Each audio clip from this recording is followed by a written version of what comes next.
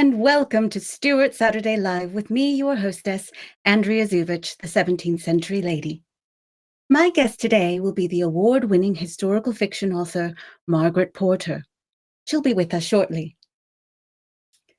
But first, I'd like to take some time to talk about what's been going on in recent days. My thoughts are with all those who have been affected by the hurricanes in the USA in recent days. Many of my family members live in Florida, and it's been quite a worry. Thankfully, they're all okay, but I know many people are not. There are many charities that are helping to raise funds for those affected. But since my mother used to work as a nurse with the Red Cross in Chile, I encourage those who can donate to send money to the Red Cross at www.redcross.org. If you are also able to donate blood in any of the affected states, please do, as there is a shortage. Thank you. Well, September's show with Adrian Tinniswood was great. I really enjoyed it. We spoke about the Great Fire of London, and lots of you really enjoyed it, so thank you for that. But since then, there's been a lot going on. I would like to tell you a little bit about my recent trip to Bath. Well, last year we went to the Jane Austen Festival, and while we enjoyed that, but we were camping at the time, and it's not so easy to get dressed as a Regency lady in a tent, but we did it. But this year, my husband thought that we would do it all again, but stay in a hotel at the same time, and believe me, it was a lot nicer.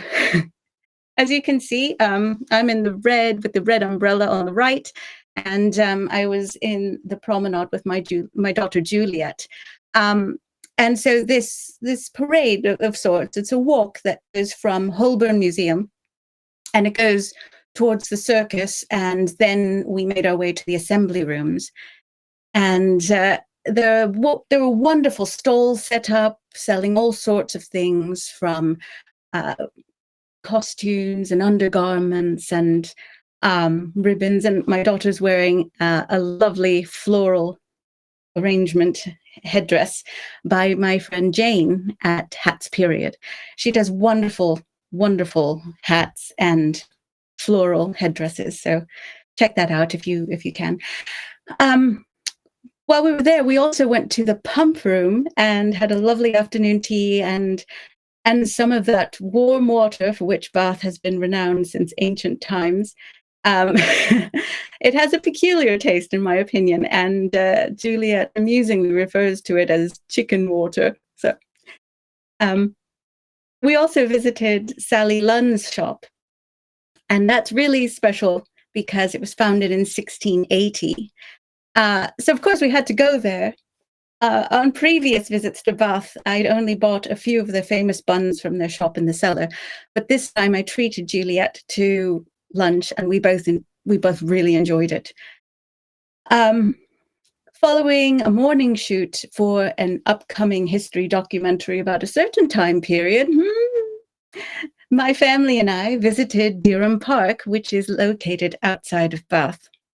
And well, it's a bit of a trek to walk down to the house, but I really enjoy a walk. But for those who may find that difficult, you'll be pleased to know that there are some very handy mobility shuttles that regularly go to and from the house.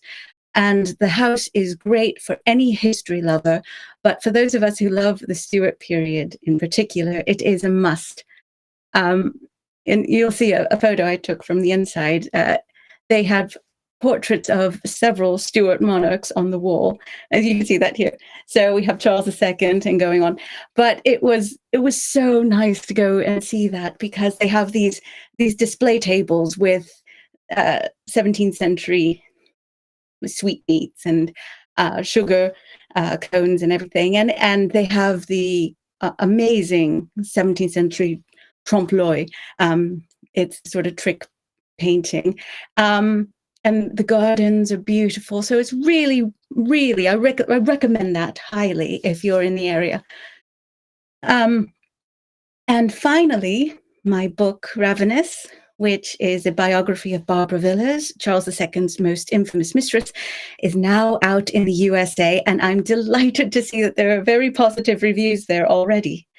I want to thank everyone who has purchased this book and reviewed it online. It means so much to me. And just one more thing before we talk to Margaret. You can see I'm wearing a different sort of outfit, and it's because one of the books we will be talking about later on is set in the late 17th century. And so I'm going for a late 17th century look. I know it looks quite simple, but this actually took a while for me to do, so several weeks. So it's my first attempt, but I've tried. So it has a bit of a thing on the back, and there we are. So I'll hopefully do some better work in the future. Well, that's all the news from me, and it's time for our history chat. This month's guest is a widely published author who has a background not only in history, but in acting, dance, and she's pretty handy in the garden, too. Joining us live from New Hampshire, United States of America, please welcome Margaret Porter.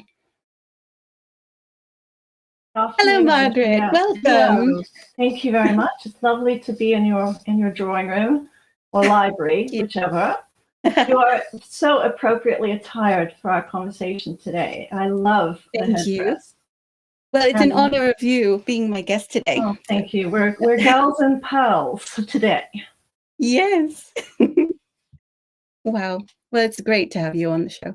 I've known you for quite a long time, but we've not yet been able to have a conversation. In all those years, I think about, over a decade at least. So, would you please tell us about yourself and when perhaps you got the hook of history, the love of history? When did that start? Let's see. About myself. Who am I? I'm a novelist, historian, former actress, film and television and radio professional as a producer, presenter, and location scout. Members of my family were historians. My late father's specialty was military history, and he was a big fan of John Churchill, Duke of Marlborough. My mother's focus has mostly been the history of Scottish Highlands and the Kintyre Peninsula, where members of her family come from. And she knows a great deal about the history of roses and gardening, which is a mutual passion. Because my family's background is very well documented, I was raised on stories about ancestors and the times that they lived in. If ever I wrote an English Civil War story, I've got plenty of material. My royalist forebears and their conflicts during the interregnum would make some rich reading, I think. At some point in my youth, my father directed me to Winston Churchill's History of English-Speaking Peoples, and I think Will and Ariel Durant's The Story of Civilization. And his mother, my grandmother, was a great reader of historical fiction. As well, I was reading youth biographies of great women, queens and empresses and historical heroines of different sorts. And I would always be drawn to the nonfiction historical sources to learn more about the period or to read their nonfiction biographies. Mm-hmm. And then as an undergraduate, I studied Tudor and Stuart history at UK institutions. And one of my academic majors was theatre. So I had extensive coursework in theatre history. That's great. We'll be talking about that later. That's lovely. So you have a really varied background, and it's lovely to know about your parents had this great love of history too. And that's so nice that it was passed down to you as well. So what perhaps was it that attracted you to the Stuart period in particular? I mean, you did go and study it formally at university, Tudor and Stuart, but why did you, what about it attracted you? I think it was probably the interesting conflicts of politics, royalty, wars in Europe, the settling of colonial America. There were so many, the music, the theater, obviously, and just the individuals, the really interesting personalities, the well-known ones, and then the lesser ones who are not so well-known. Right. Yeah, I feel the same way. There's so much in that century. And yet it seems so often overlooked, unfortunately. There was a great change when that took place in 17th century Britain when it came to women on stage.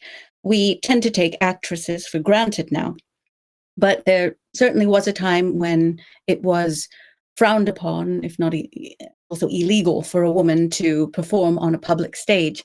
But one of the great, or perhaps most well-known actresses of the 17th century, Nell Gwyn, of course, she had her royal lover, King Charles II.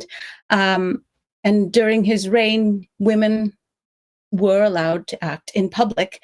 Charles II's own mother, Henrietta Maria, and also his grandmother, Anna of Denmark, had both acted and performed in masks earlier in the century.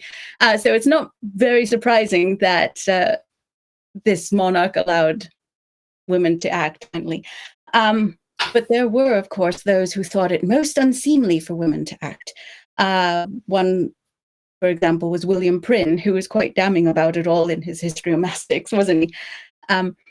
So you do have an acting background.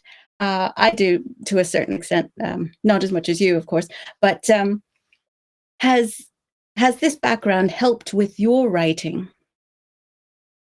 Undeniably. Pardon.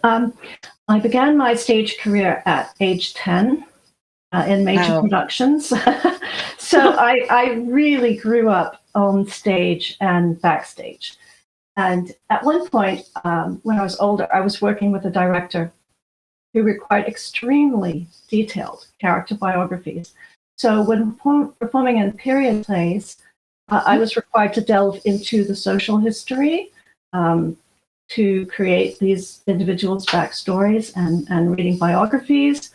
And I'm sure that I think creating characters comes easily to thespians because we are accustomed, I should say thespians who become novelists, because we're accustomed to creating characters and the fullness of a character. Right. And we also tend to have a especially good ear for dialogue, I think, a good sense of dialogue, because what we study and memorize in a script is essentially all dialogue. And we work to give our character a distinct voice on the stage, and so we try to do that as well on the page.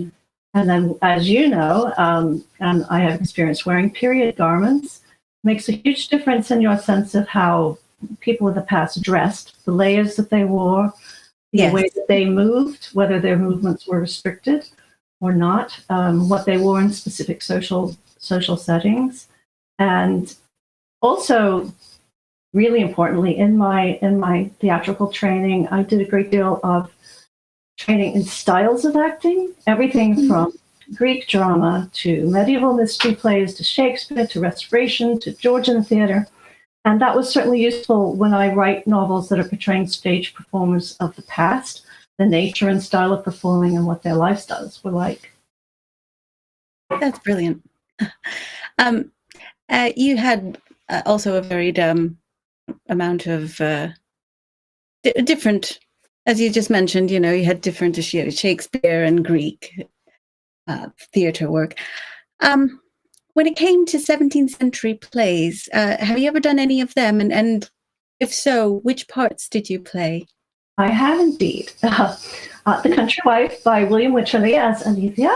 Oh, wonderful. I love that. Three Moliere plays, Tartuffe, La Malade Imaginaire as Béline, L'Impromptu à Versailles as Mademoiselle de Brie. And one of the most important ones, although it dates from the 20th century, is Arthur Miller's The Crucible.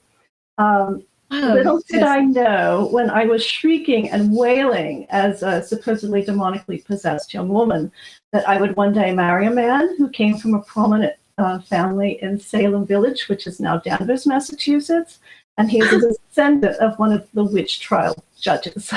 Oh, that's amazing. I'm happy to say Wow. that the curse that Nathaniel Hawthorne wrote into his novel, House of the 70 Apples. Anyway, it did not descend to my husband's generation. I'm very happy to report. That's very good. Wow, that's wonderful. I did a few Molière plays myself, It's such fun. but yeah, just absolutely hilarious sometimes. Um, Fantastic. You also are quite musical. You play the mandolin. Is that correct? Are there any other instruments that you play? Well, I started out playing piano, violin, recorder, and 12-string guitar, but I always longed to play the mandolin and eventually got around to having lessons. Oh, lovely. That's Yeah. lots of I tend to get quite rusty when I'm getting closer to a book deadline and I haven't the time. So I'm at a point where I need to get back to the instrument. Right. But of course, I have to ask, do you play any Baroque pieces? I certainly do. Yay! Couperin, Purcell, Lully, Scarlatti. I have a Baroque mandolin music book, and Oh, lovely. I like to play also traditional tunes from all eras, English and Irish, which would have been known in the 17th century, and also carols and hymns. That's wonderful. Oh, how exciting. And do you have any favorite 17th century composers? Well, the ones I mentioned, of course. Yes. Okay. Scarlatti, Yes, they're so good. Louis, all of those. I mean, it's hard to choose, but I do listen with pleasure. And as I'm writing a story set in that time, the operas, the orchestral pieces, all those. Yeah. Yes. I'm also quite a fan of Charpentier, and I mean, a lot of people know Lully, but I just there are so many. I suppose I do like a bit of the bombastic Baroque. I quite like that. Stradella, Vivaldi. I mean, you know, it's a long list. Yes, that's good.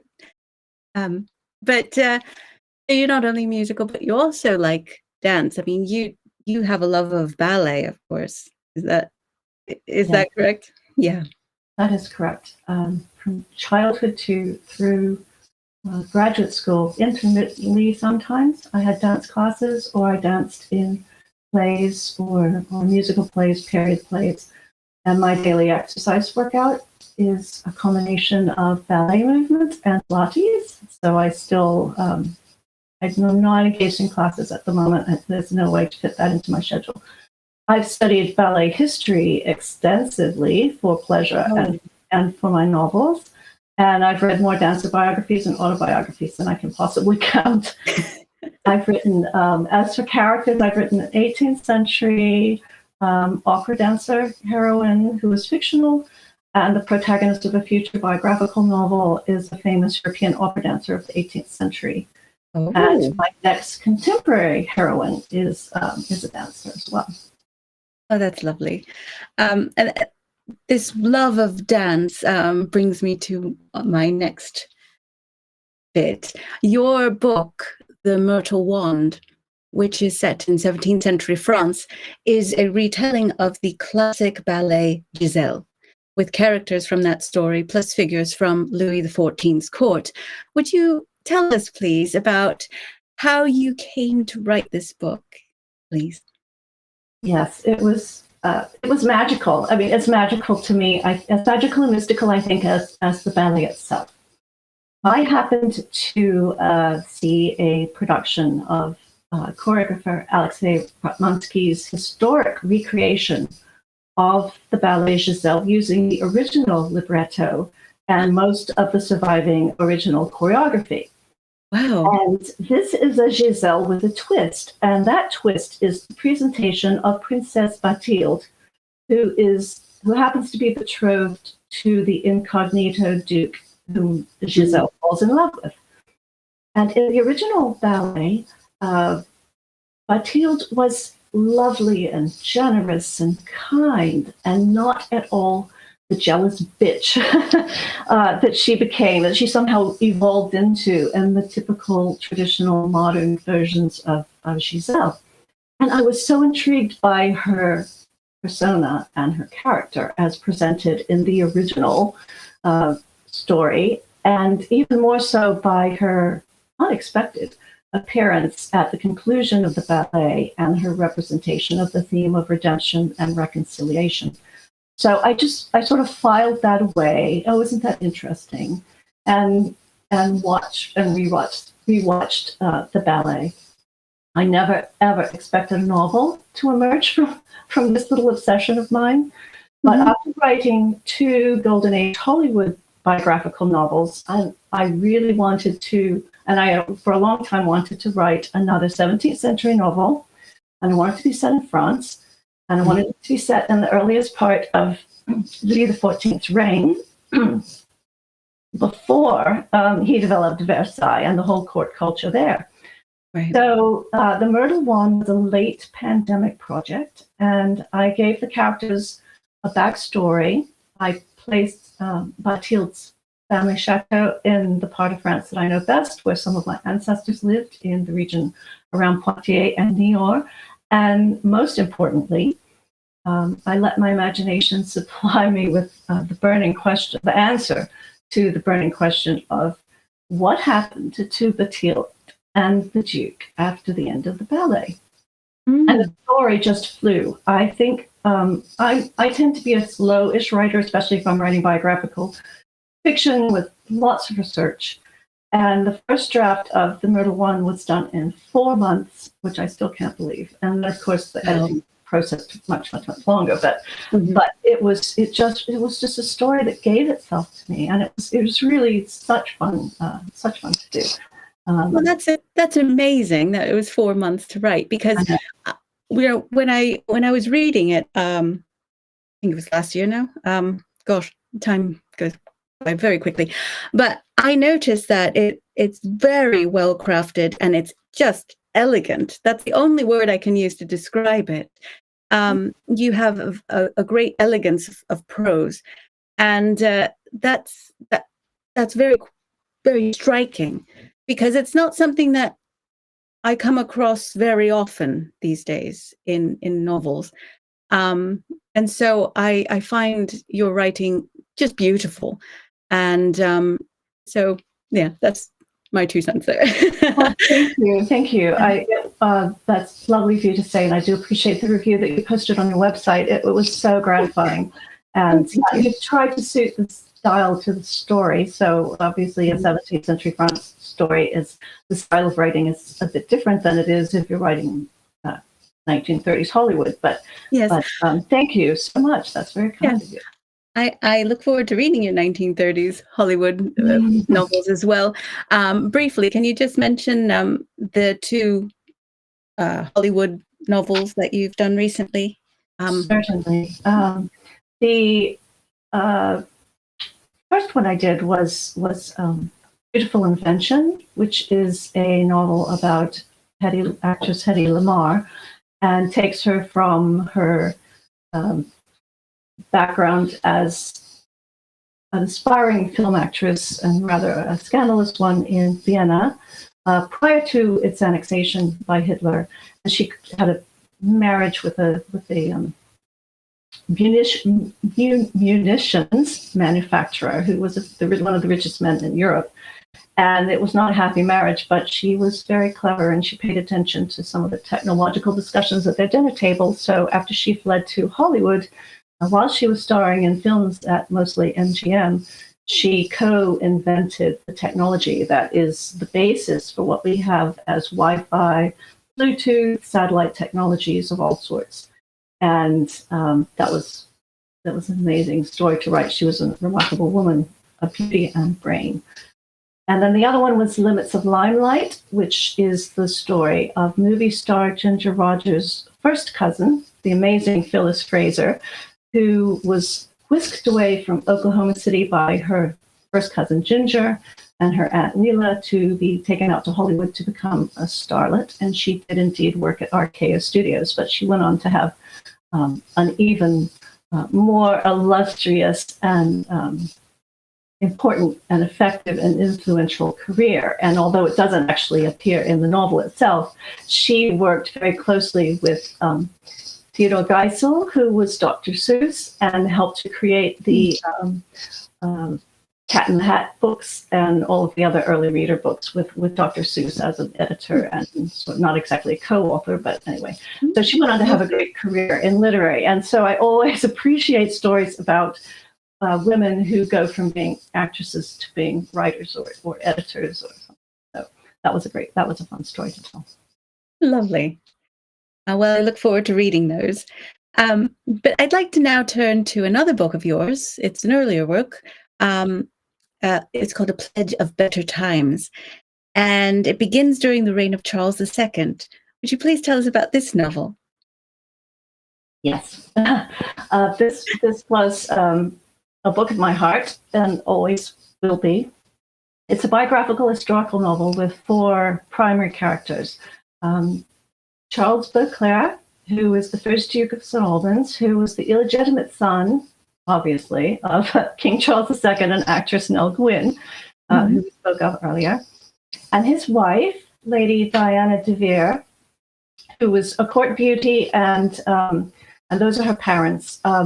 Diana was a court beauty and maid of honor to Queen Mary II, and she carried the Queen's train at the double coronation ceremony of William and Mary. Her father, who was in the prior image, is Aubrey de Vere, who was the 20th and last Earl of Oxford. He was the premier Earl of the Reign with a pedigree that went back to the Conqueror.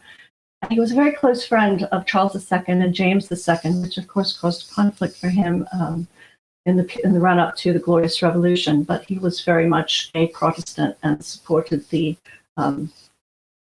bringing over of William and Mary. And he also, I believe, stood as godfather to at least one of Charles II and Barbara Palmer's children. And I don't remember which one. It might have been the Duke of Northumberland, but it might not. I can't recall. He was a gentleman of the bedchamber and a member of the Privy Council up until to the time of Queen Anne. He was really an extraordinary person. He was half Dutch. His mother was from Friesland in Holland, in northern Holland, and he was imprisoned in the Tower during the Civil War, presumed to be a royalist spy at least twice. He was just an incredible person. And then he married this lady, Diana Kirk, as his second wife, who was notorious, like many women of Charles II's court, as let's just say she slept around. And this is quite a saucy painting. Yes, indeed. You can tell what she was like just by looking at that. Yes. And then lastly, the 4th primary character in the novel is Queen Mary II herself, the English princess who was removed from her mostly very happy life in Holland as Princess of Orange to take her deposed father's throne and rule England jointly with her husband, the Prince of Orange, who became King William III. She was pious, she was charitable, and in modern terminology, I think we would say she suffered from a lack of self-esteem. She was never fully secure of her husband's love for her, and her reign was very much marred by conflict with her sister Anne, whose friendship with Lady Marlborough and later the Duchess of Marlborough caused numerous difficulties, and those are traced within the story. Right. The book arose from my own distant and possibly quite feeble connection to the de Vere and Beauclerc line families. Mm-hmm. And writing the story, some of the present-day members of the family were extremely helpful and encouraging and affirming, which was added to the pleasure of writing these people's stories. That's beautiful. And the cover that we just saw, that's hanging in Hampton Court Palace. is it not? Indeed, it is. I first encountered that painting as a teenager at Hampton Court, and I just, there was something about it. It was very pretty, and she was young. She looked younger than most of the other ladies. It's painted as part of the Hampton Court Beauties, which was a series of paintings that Queen Mary II commissioned from Gardiner about. She wanted the loveliest ladies of her court, which was a kind of a look back to the Windsor Beauties, which was an earlier series. And the artist sized them quite narrowly to fit in the space between the windows of the water gallery, which no longer exists, but that was Queen Mary's retreat by the River Thames. And it was right up against the water, and it had lots of windows overlooking the water. These paintings, this series of paintings, now hangs in the King's dining room at Hampton Court Palace, except when they're loaned out for exhibitions. Yes. I remember it's on the ground floor in the William III's apartments. Beautiful area. Let's see. I lived in Windsor, as you know, for a couple of years, and I loved how Nelgwen is still very much part of the town. Pretty Witty Nell, as described by Samuel Pepys, is by far the most popular of all of Charles II's many mistresses. Her rise from impoverished orange seller to popular actress to king's mistress was no mean feat. Nell gave her royal lover more children, sought and obtained the freehold on her London property, which was quite a thing, and also owned Burford House in Windsor. And you sent over this lovely image of Burford House. Could you talk to us about that, please, if you will? Yes, of course. This shows the house itself and the gardens, which were extensive. And Charles II gave this property to Nell Gwyn, in addition to her London mansion and the hunting lodge, Bestwood Park in Nottinghamshire. Burford House had these amazing gardens, and it was adjacent to Windsor Castle. It's right across from the church, as you can see the steeple there. But if this were like the larger image, I've got it cropped, but you can see the round tower of Windsor Castle quite just sort of at the top of this picture, and it was beautifully decorated with the painters who did the murals in Windsor Castle did the staircase paintings at Burford House. Oh, Antonio Vedio. Yes, indeed. Yes. Yeah, okay. I know. It's a pity it doesn't survive. But anyway, it was exquisitely decorated to the highest taste of the day, but by the royal decorators and painters. Yeah. And in the 18th century, a guidebook gave a very detailed description of each of the rooms and the paintings that were hanging in the rooms of family members and royalty and relatives on the continent and all of that, which was so helpful to me for the scenes that were situated at Burford House. Diana de Vere, the first Duke of St. Albans' son, the second Duke, inherited the house, and the Dukes retained it until the time of George III, when the Crown acquired it to house members of the household and the family, because it is so close to the castle. Yeah. And the site of where Burford House was is now occupied by the Royal Mews, and there is a building in St. Albans Street, where Burford House was located, that is called Burford House, and reportedly there are perhaps some back rooms or staircases or beams or something that might be part of the original 17th century building, but there's not access to those. The first Duke, Charles Beauclerc, Charles II's son, by Nell Gwyn, is buried in Westminster Abbey, and Diana, his Duchess, is interred in St. George's Chapel at Windsor Castle in the Rutland Chapel, which is actually off limits to the public. There's a velvet rope that keeps people out. But whenever I go there, they so generously give me permission to enter and pay my respects to the Duchess. And they have even allowed me to climb into the stalls in the choir to visit the Duke's brass Order of the Garter plaque, which is always just really so exciting. And even since the book has been published long ago, whenever I go there, I do these little pilgrimage things to connect me to the characters. Oh, lovely. Great. We have a few more images here coming up of you holding your novel in front of the portrait that we were talking about earlier that graces the front of your cover. And there you are in the second photo. Well, the second photo is that is also the Duchess, and that was one of those things that you'd never expect to happen.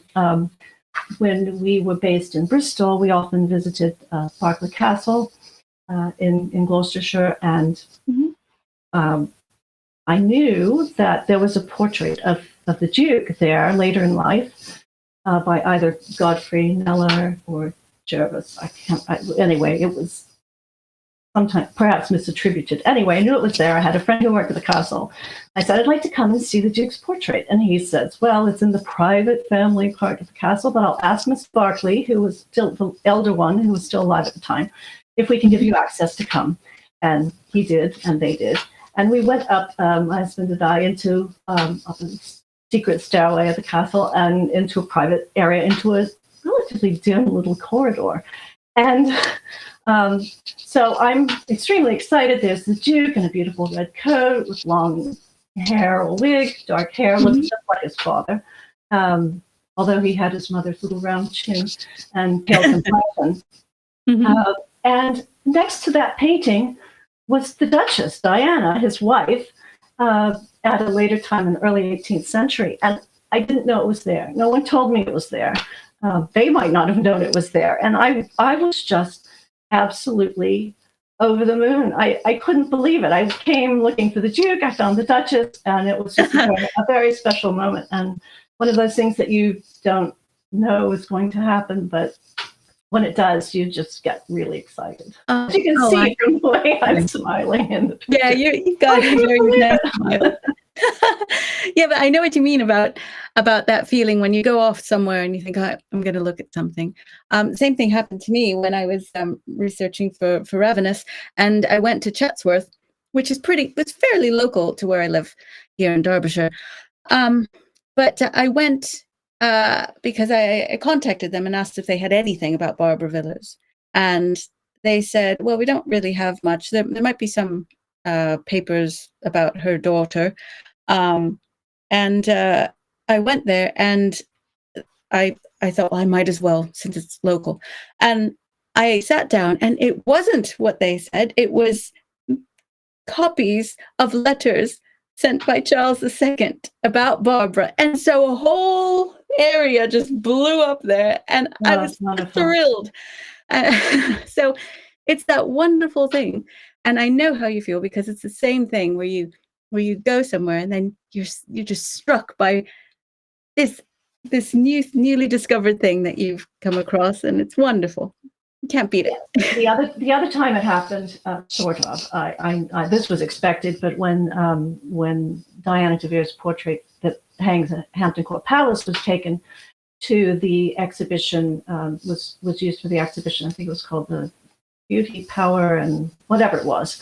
And they had also, in addition to some of the other objects, they had Mary II's, probably her patchbox, probably her pearl necklace, and so these certain items. I'm a very tangible person. I collect portraits of my characters. I visit every single one that I know of in the United Kingdom or in the United States, wherever they may be. And it's just a really visceral and for me, very visual aspect of creating the character, trying to determine what they're like from the way they look in a painting. Diana is so remarkable because she was such the opposite of her parents, who were the quintessential Restoration aristocratic couple at the court of Charles II, having affairs and intrigues and all that sort of thing. And she was so virtuous, beautiful, renowned for beauty, piety, charity, religious devotion. And so writing that story to delve into who was the real woman, because nobody's that perfect. They may have thought so. She may have given off that impression, but what were her conflicts, either in her marriage or with what was going on at the court, or her husband's career. He held many important offices, but from time to time would be removed from them, and they would be in and out of favor. They were very much in favor when the Georges came into power, and she was mistress of the robes to Princess of Wales, Princess Caroline. But it was, her reputation was so extremely high and laudable that you think, well, this would be an extremely boring character if you didn't find the essence of the woman, the real woman, and what was she like, and and a lot of that had to be imagination, because she left a will which has all the jewelry that she gave to people and all the bequests. She lived on after her husband's death, and so she was the matriarch of the family for some long period of time. And it was just a delight to write that whole book. It's a very special one to me. That's lovely. But it's something to consider how her mother was very popular during the Restoration, and she was so different and was very popular in the subsequent reigns. And I think that's very telling of the swing that was going on, the moral pendulum, if you will. Oh, yes. And Mary II was quite, really led that, very much so. Indeed. And continued that, her sister, who became Queen Anne. And I always find it interesting that we have, as you mentioned earlier, the Windsor beauties, and they had a strong emphasis on this sensual beauty, whereas the Kneller Hampton Court beauties, it was more about the innate pious, the virtuous nature of these ladies. So not so much about the physical beauty, but maybe the beauty of their souls, if you will. Perhaps.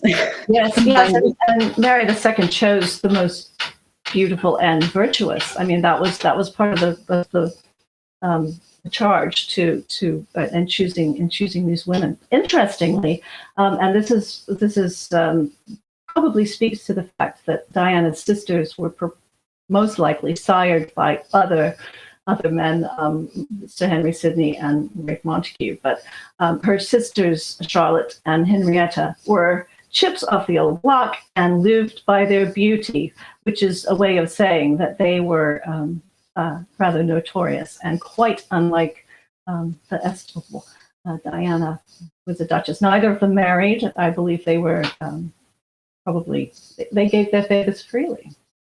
Mm-hmm. Right. William and Mary altered Hampton Court Palace considerably, having Sir Christopher Wren demolish some of the old Tudor building and created a modern Baroque building, which we see in this image. This is the Privy Garden, William III's Privy Garden. And so you can even, this is a really good image showing the old Tudor building. So you see it's the darker brick on the left in the distance, and the Baroque structure with the light and more reddish brown bricks. And so you have this huge contrast between these two different architectural styles. We talked about William III's apartments and how some of the images that we showed earlier are on display here.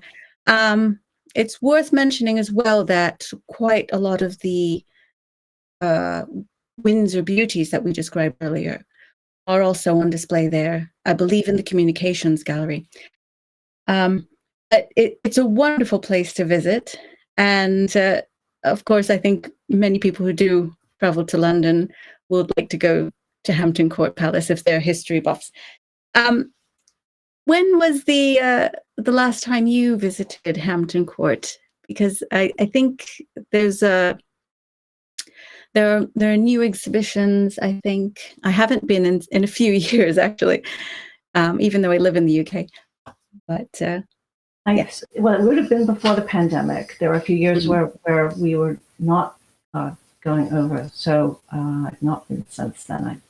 So it would have been, I was over in 2019, autumn of 2019, prior to the dreadful winter of 2020. So, and I don't remember if we were at Hampton Court at all. The first time I went to Hampton Court, when I was very, very young, those gardens had not been restored to the original designs that Queen Mary oversaw. She oversaw most of the Christopher Wren alterations because King William was off fighting either James in Ireland or King Louis on the continent. And so she was very much in charge both at Kensington Palace, as you know, and at Hampton Court of the whole design. And so part of In the Pledge of Better Times is that period where she was going from London to check how things were progressing in the gardens, particularly because she was such a lover of plants and exotics. And they have set it up now, in addition to re-landscaping, recreating Queen Mary's Bower, which is that green tunnel of vegetation there. Also, they put out her exotic plants, the laurels and the different exotics that she had imported from all around the world. And then also they transferred from Hetlo in Holland their collection of thousands and thousands of plant material, and to set things up primarily at Hampton Court Palace. Yeah, that place is amazing. Hetlo. It is. I love it. I love it too. You really get a wonderful sense of what kind of woman Queen Mary was. So I loved going there. We both love dogs. We're both dog people. And you sometimes feature your pets in your books, as you did to charming effect in The Myrtle Wand. Would you please tell us about that and which novels you've done this with? I've done it in multiple books. In The Myrtle Wand, King Louis XIV is a significant character, and he loved dogs, and like all his family on the English side and the French side. And he liked hunting stag and deer. And so these white hounds of his look exactly like my own dog, Dot, or she looks like them, one or the other. And I would have put her in the story anyway because it was her turn. But serendipitously, she is historically accurate as a gift from King Louis to Princess Bathilde, who is his close friend. My dear darling late dog Ruth was given to Diana de Vere as her companion in A Pledge of Better Times, and Lola, who had strong lurcher tendencies, the late great Lola, appears in The Proposal, which is the castle in that is very similar to Berkeley Castle. As I said, we were in Bristol and we're often going to Berkeley, so I use that as a model for the castle in this 18th century lady garden designer story. And then my late devoted dog Jewel appears in my contemporary novel A Change of Location. So I also include friends' books, friends' dogs in my books. So maybe Bertie's got a shot. It's a special way to memorialize the companions who sit next to me when I'm writing my books. And then I'm so grateful to them because their need for exercise and walking them is a wonderful way to work out plot thinking and characterization and dialogue when writing a novel. Yes. Bertie's helped me no end. They get you out of the house, which is a very good thing when you have a sedentary job. Yeah, it's wonderful. Certainly gets my steps in. And unfortunately, he is a golden retriever, so he's not historically accurate at all for me. I can't use him at all. You can use his spirit, though, and his perhaps. I might name a character, a doggy character. There you go. We'll go with that. Close enough. Yeah, but you're not only interested in history and in writing, dance, and theatre, but you're a Rosarian as well. I think you said, I think I read that you have over 200 roses. Is that correct? That is very true. It's getting more and more over 200. I'll be planting 4 of them today, but that's another story. Oh, and here are some beautiful, and these are yours, aren't they? Yes, these are from my gardens. Gorgeous. My father's father had a famous rose garden, but he had modern hybrids mostly. But my mother, well, fortunately for me, I think, my mother specialized in heritage and historic roses from past centuries, and she has a gift for rooting roses from cuttings. So some of mine originated in her gardens, which is just nice because we live quite far from one another. Oh.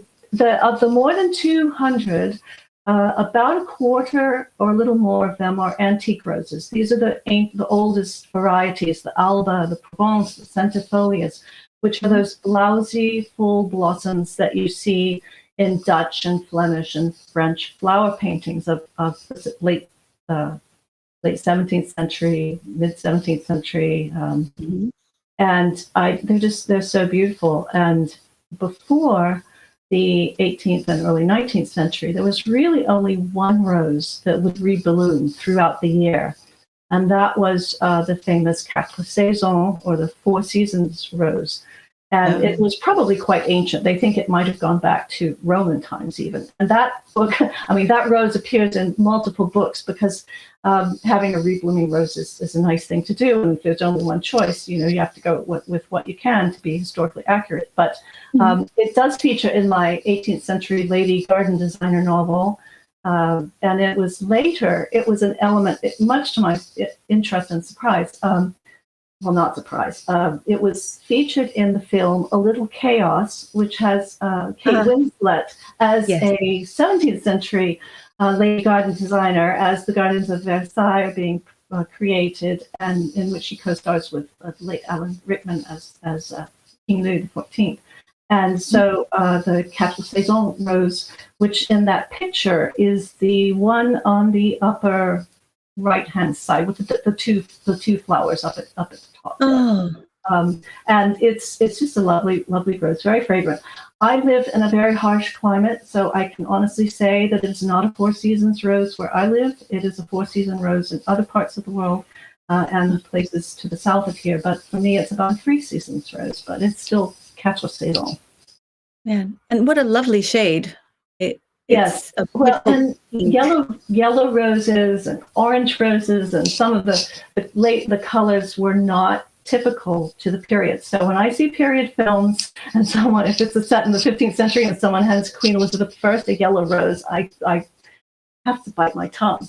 It's sort of like, oh, you can't do that. They were pink, they were white, they were striped, they were magenta, but no, they were not yellow or orange. But oh well. Well, I certainly didn't know that, so that's good. And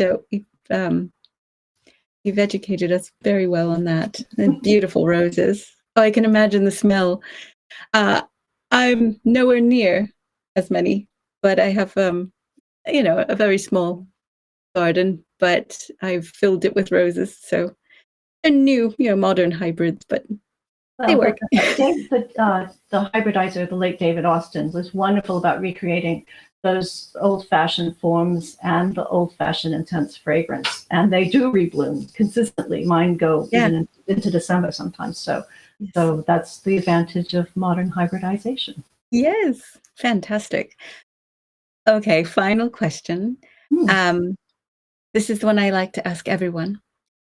So, if you were to have a Stuart-era fantasy dinner party, who would you invite? Who would be sitting next to you at the dining table? And what food and beverages would you serve to your guests? Well, will be absolutely no surprise to anyone who's listened to this talk, but next to me on one side would be Charles Beauclerc, the first Duke of St. Albans, and his Duchess Diana would be on the other side. But across from us, we would have her father Aubrey, who I just adore, for good or ill, good qualities and bad qualities. I just think he was really interesting. And next to him would be Nell Gwyn, because she and Aubrey were good friends. So this would be very much a family party. And as for food, I would love to be able to create or have someone create for me the amazing dishes at James II's coronation feast, which is described in A Pledge of Better Times. studying and writing about it was quite wonderful. But I'm a light eater, so although I would try to satisfy the tastes and appetites of my guests, I would probably have venison, salmon, and salads were a thing in the 17th century, so that would suit me very well. I know how to make syllabub. I know how to make rose cordial, so I could make a rose jelly, or as they would say in the States, a jello. And then I make fruit cakes in the old style, like a 12th cake or something like that. But it wouldn't be an extensive menu. And of course, for wine, we would have all sorts of wines and possets and all the usual things, small beer or whatever I thought their palates would most enjoy, and make it quite a good mix of things. Well, that sounds very nice. You're cordially invited to attend this festive occasion. Lovely. Oh, that would be it would have potential for a bit of rowdy banter, but undoubtedly, yes, with Nell there. Yes, but all good fun. Yes. Well, thank you so much. It's been a pleasure to have a chat with you today. Thank you. It's been absolutely delightful. And I've got a very full day ahead of me. I'm planting roses and probably going to the garden center and buying more things. And your day is much more advanced than mine. So I hope you and your family enjoy the rest of it. Thank you so much. I hope you have a good day. Well, Margaret's most recent release is A Change of Location, and that is a contemporary work.